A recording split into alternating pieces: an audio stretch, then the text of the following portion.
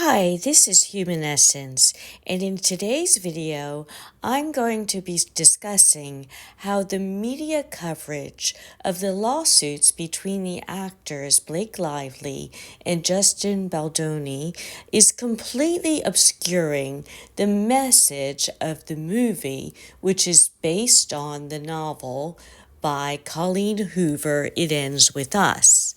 Now, the novel, It Ends With Us, in my opinion, is a very nuanced description of DV based on the author's own parents.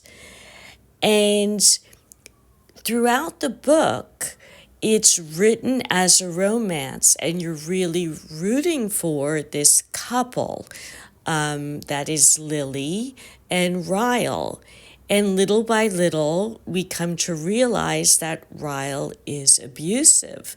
But even as an audience or the reader is so taken in by that original romance that you just don't want to believe it, or you want to make excuses. So it really gets the reader in the position of thinking, oh no, this romance is not going to work out, and it's actually DV.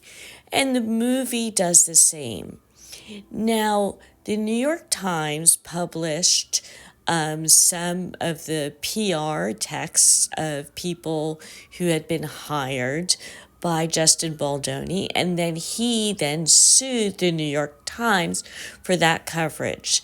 Now, my problem with this coverage is it seems to me that the Times is looking for that next big thing, that next Weinstein, or that next Amber Heard, Johnny Depp, something where there's going to be controversy, something that's a big story.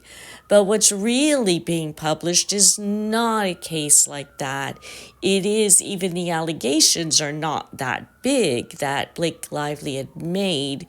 It's more or less celebrity gossip and hoping there'll be controversy, in my opinion, in order to keep making money. So I feel that we, as an audience, are being manipulated by this media, and that the message of this movie and this book about DV and how difficult it is to leave has become obscured by all of this nonsense around it. So in terms of how people are looking at it, we're being encouraged to see a good guy and a bad guy, and some of us are seeing we're on this side or that side, or just confused about it. And as a result, the coverage will not be fair to either side. So one of the things that I've noticed about Blake Lively is that they've showed some of her interviews, but then there's a lot out there, say on YouTube, saying, oh, she didn't talk about DV. But if you listen to it, she did talk about DV, and she has been criticized for what she said, because one of the things she said was, oh, well, this is a good movie for people who have not been survivors of DV.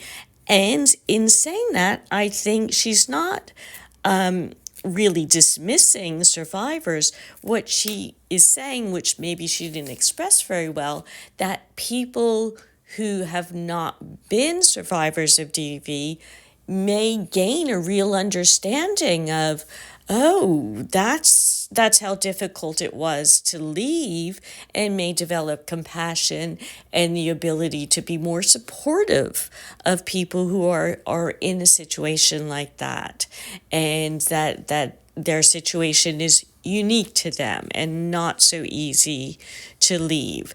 So in terms of the coverage of this, let's not be manipulated by the media, and let's think and think about the actual issues that are behind this movie.